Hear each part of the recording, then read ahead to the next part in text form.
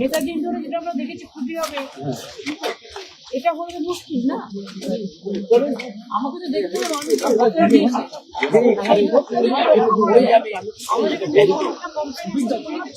আস্তে আস্তে, এবং আমি তো 3 ঘন্টা এখানে 4 ঘন্টা, তারপর আমি বসি একদিনকে, তারপর আমি দেখি ইভিএম কারচুপির কোনো আশঙ্কা করছেন? আর সেই জন্যই তো কারণ ওখানে একমাত্র ওয়ান সাইডেড ভোট আছে।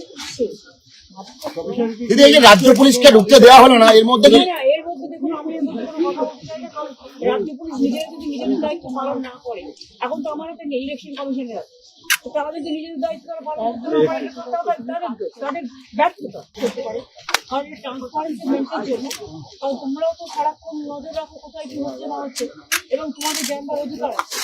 সেই জন্য আমি এটা রিকোয়েস্ট করছি যে যদি বাইরে একটা সুবিধা দেওয়া যায় কেসির জন্য, তাহলে ভালো হয়।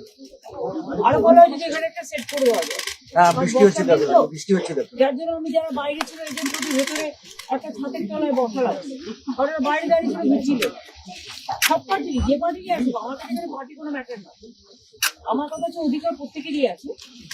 কিন্তু যেহেতু সাইক্লোনটা হচ্ছে আর যে কোনো সময় ইলেকট্রিশন হতে পারে, ব্যারিকেডটা পড়বে কিন্তু বেশির জন্য একটা জায়গা করে দেওয়া উচিত, এবং তারা যাতে কিছু দেখতে পারে, ওয়াচ করতে পারে, শুধু এখানে নয়।